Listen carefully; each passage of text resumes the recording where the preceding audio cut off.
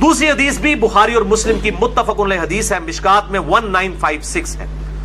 آپ صلی اللہ علیہ وآلہ وسلم نے فرمایا جب رمضان المبارک کا مہینہ آتا ہے تو آسمان کے دروازے کھول دیے جاتے ہیں۔ دوسرے طریق میں آیا ہے جنت کے دروازے کھول دیے جاتے ہیں۔ تیسرے طریق میں آیا ہے رحمت کے دروازے کھول دیے جاتے ہیں۔ یہ سارے الفاظ بخاری اور مسلم میں ہیں۔ اور پھر ساتھ یہ الفاظ ہے کہ جہنم کے دروازے، آگ کے دروازے بند کر دیے جاتے ہیں اور شیاطین جکڑ دیے جاتے ہیں۔ اچھا، یہ آیا کہ شیاطین جو ہے وہ قید کر، اکثر لوگ سوال کر رہے ہوتے ہیں جی اگر شیاطین قید کر دیے جاتے ہیں، پھر بھی چند لوگ ہیں جو نماز نہیں پڑھتے، چند نہیں اکثر لوگ نہیں پڑھ رہے ہوتے پھر بھی، تو میرے بھائی 11 مہینے تک جب شیطان نے پیڈل مارا ہے آپ کی سائیکل کو، اس کے بعد 1 مہینے نہ بھی مارے وہ، پھر بھی تھوڑی دور تک تو یہ معاملات چلیں گے نا۔ پھر سب سے بڑی چیز نفس ہے انسان کا، وہ ساتھ لگا ہوا ہے۔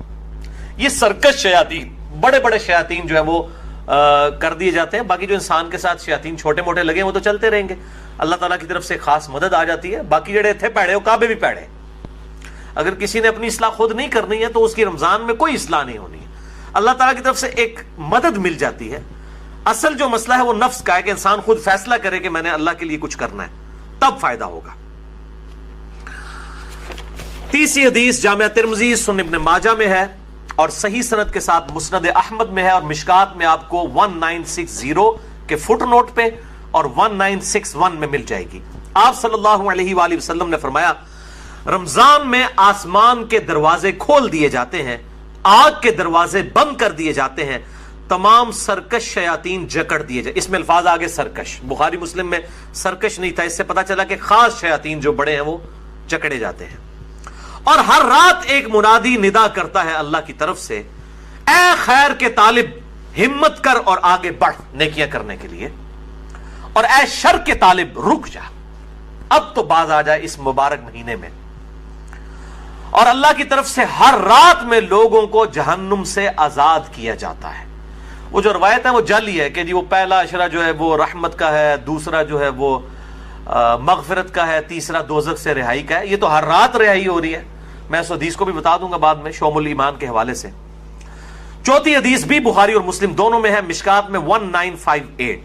آپ صلی اللہ علیہ وآلہ وسلم نے فرمایا جو شخص ایمان اور احتساب کے ساتھ، اکاؤنٹیبلٹی کے ساتھ، احتساب کو آپ اگر اردو میں ٹرانسلیٹ کریں گے تو 3 چیزوں کا مجموعہ ہے۔ نمبر 1 اخلاص، نمبر 2 ثواب کی نیت، اور نمبر 3 اصلاح نفس، یعنی نفس کی اصلاح بھی جو ہے مطلوب ہو۔ رمضان کے روزے رکھے اللہ تعالیٰ اس کے پچھلے سارے گناہوں کو معاف فرما دے گا۔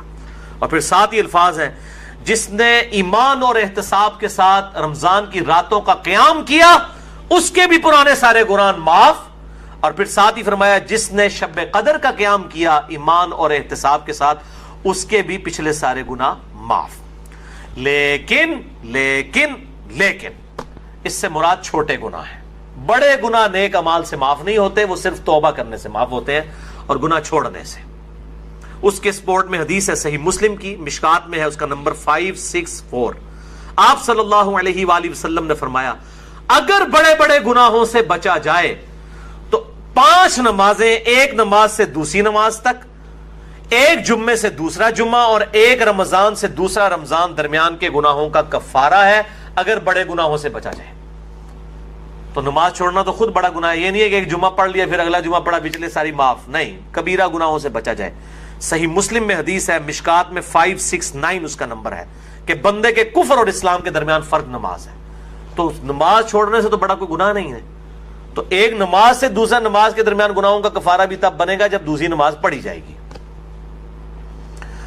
5ویں حدیث بھی بخاری اور مسلم کی متفق علیہ حدیث ہے، مشکات میں 1959۔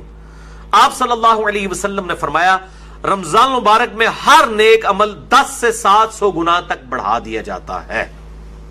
اس لیے ہم کوشش کرتے ہیں کہ زکوٰۃ رمضان کے مہینے میں دیں تاکہ زیادہ ثواب ملے، اور پھر زکوٰۃ ہوتی بھی لیونر ایئرز کے اعتبار سے، وہ سولر ایئرز کے اعتبار سے نہیں دینی ہوتی ہے، چاند کے مہینوں کے اعتبار سے دینی ہوتی ہے، تو وہ آسان ہو جاتا ہے حساب رکھنا۔ ویسے آپ ایک رمضان میں نکال لیں اور پھر پورا سال دیتے رہیں، یا اگلے سال کی بھی پیشگی نکالی جا سکتی ہے۔ زکوٰۃ پہ میں نے ڈیٹیل سے لیکچر مسئلہ نمبر 95A اور B دے دیا، جسے شوق ہو تو وہ دیکھیں۔ اور ساتھ ہی الفاظ ہیں بخاری و مسلم کے، اللہ تعالیٰ فرماتا ہے بے شک روزہ خاص میرے لیے ہے اور میں ہی اس کی جزا دوں گا۔ باقی نیکیوں کا تو پتہ چل جاتا ہے، روزہ انسان اور اس کے رب کے درمیان ایک راز ہے، اگر کسی شخص نے خود نہیں بتایا تو وہ چھپ کر کھا پی لے تو پتہ نہیں چلے گا۔ تو اللہ تعالیٰ ہمارا یہ میرے اور میرے بندے کے درمیان چونکہ خاص عبادت ہے، خاص میرے لیے ہے، میں اس کی جزا دوں گا۔ اور پھر ساتھ الفاظ ہیں، میرا بندہ اپنی خواہش اور کھانے کو میری وجہ سے ترک کرتا ہے۔ روزہ دار کے لیے 2 خوشیاں ہیں، پہلی خوشی افطار کے وقت اور دوسری خوشی اس وقت جب وہ اپنے رب سے ملاقات کرے گا انشاءاللہ۔ اور پھر ساتھ ہی الفاظ ہیں، روزہ دار کی منہ کی بو اللہ تعالیٰ کو کستوری کی خوشبو سے بھی بڑھ کر عزیز ہے۔ پھر ساتھ ہی الفاظ ہیں، روزہ ڈھال ہے، یعنی ایک ڈھال ہے گناہوں سے بچنے کی۔ جب تمہارا روزہ ہو تو فحش گوئی اور گناہوں سے اجتناب کرو، اگر روزے کی حالت میں کوئی تم سے جھگڑا کرے تو اس سے کہہ دو کہ میں روزے کی حالت میں ہوں۔ اللہ تو ڈر، میرا بھی روزہ ہے تیرا بھی روزہ ہے یار، جان چھٹ۔ یعنی بجائے یہ کہ ترکی بترکی جواب دیا جائے، لڑائی کی جائے روزے کی حالت میں۔ ویسے روزے کی حالت میں انسان کی حالت بھی ایسی ہوتی ہے کہ انسان کہتا ہے یار کو نیڑے نہ ہی لگے، متھے نہ ہی لگے۔ خصوصاً عصر سے مغرب کا جو وقت ہے اس وقت بڑا مشکل ہوتا ہے، انسان کو گفتگو کرنے کو بھی دل نہیں کرتا، اسی لیے تقویٰ بھی حاصل ہوتا ہے، شہوت بھی ٹھنڈی ہوتی ہے، ہر چیز ٹھنڈی ہو جاتی ہے ظاہر ہے جب انسان روزہ رکھتا ہے۔ تو روزہ ڈھال ہے، جب تمہارا روزہ ہو تو فحش گوئی مت کرو، گناہوں سے بچو، اور جب کوئی جھگڑا کرنے لگے اس سے کہہ دو کہ میرا روزہ ہے۔ چھٹی حدیث سنن نسائی اور مسند احمد میں ہے، مشکات میں 1962، آپ صلی اللہ علیہ وآلہ وسلم نے فرمایا، تمہارے پاس رمضان مبارک کا مہینہ آیا ہے، اللہ نے اس کے روزے تم پر فرض کیے ہیں، اس میں آسمان کے دروازے یعنی جنت کے دروازے کھول دیے جاتے ہیں، جہنم کے دروازے بند کر دیے جاتے ہیں۔ جنت کے 8 دروازے ہیں اور دوزخ کے 7، اور سرکش شیاطین جکڑ دیے جاتے ہیں۔ اس ماہ میں ایک رات ایسی ہے جو 1000 مہینوں سے افضل ہے، جو ہم پچھلی دفعہ مسئلہ نمبر نیو 44 میں ڈسکس کر چکے ہیں۔ جو شخص اس کی خیر اور بھلائی سے محروم ہو گیا واقعی ہر بھلائی سے محروم ہو گیا۔ اور میں نے شب قدر کو پانے کا آسان طریقہ بتایا تھا، وہ جسے شوق ہو تو وہ لیکچر دیکھ سکتا ہے۔ اچھا، اسی کانٹیکسٹ میں ایک مشہور حدیث ہے جو اکثر ڈاکٹر اسرار صاحب بھی بیان کرتے تھے، لیکن وہ سخت ضعیف روایت ہے۔ اس میں کافی الفاظ تو باقی احادیث بخاری مسلم میں اور اس میں بھی موجود ہیں، لیکن کچھ الفاظ جو ہے اس کے ضعیف ہیں۔ وہ شعب الایمان امام بیہقی کی کتاب سے ہے اور مشکات میں 1965 نمبر ہے کہ آپ صلی اللہ علیہ وسلم نے شعبان کی آخری رات میں صحابہ سے خطاب کیا کہ اب رمضان کا مہینہ شروع ہونے والا ہے اور یہ برکتیں ہیں، وہ ساری وہی ہیں جو ہم ڈسکس کر چکے۔ اس کے اینڈ پہ آتا ہے کہ اس کا پہلا عشرہ، پہلے 10 دن رحمت کے ہیں، دوسرے 10 دن جو ہیں وہ مغفرت کے ہیں، اور تیسرے 10 دن جو ہیں وہ دوزخ سے چھٹکارے کے ہیں۔ اور پھر لوگوں نے اس کے اوپر خود سے وہ دعائیں بھی ڈیوائز کر لی ہوئی ہیں، بالکل جعلی روایت ہے یہ۔ اور اس کے ایک طریق کے اندر علی بن زید مشہور ضعیف راوی ہے، اور دوسرے طریق میں سلیمان راوی جو ہے وہ منکر الحدیث ہے۔ منکر الحدیث وہ راوی ہے جس کی حدیثیں ترک کر دی جائیں، یہ شدید ترین جرح ہوتی ہے۔ اسی طریقے سے یہ اکثر رمضان سے پہلے بھی وہ یہ میسج چل رہا ہوتا ہے کہ جس نے رمضان کے چاند دیکھنے کی خوشخبری، تو یہ وہ سب جعلی جھوٹی روایتیں ہیں، اور اس طرح کی روایتیں بالکل آگے بیان نہ کیا کریں، ان کی کوئی اصلیت نہیں ہے، اللہ سے ڈر جائیں۔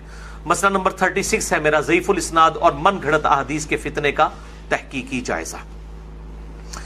7ویں حدیث بھی بخاری اور مسلم دونوں میں، آپ دیکھ لیں اکثر حدیثیں بخاری اور مسلم سے، مشکات میں 1957، اس میں الفاظ ہے کہ جنت کے 8 دروازے ہیں، ان میں سے ایک دروازے کا نام ہے الریان، جو خاص ان لوگوں کے لیے ہے جو روزہ دار ہیں۔ ان کو اس دروازے سے آواز دی جائے گی کہ جو دنیا میں روزہ رکھا کرتے تھے، الریان دروازے سے ندا کی جائے گی، اور ان کو جنت میں اس دروازے سے داخل کیا جائے گا۔ اس کے علاوہ ذاکرین کے لیے ہے اور قتال کرنے والوں کے لیے ہے، مختلف نیکیوں کے لیے دروازے آئے ہیں۔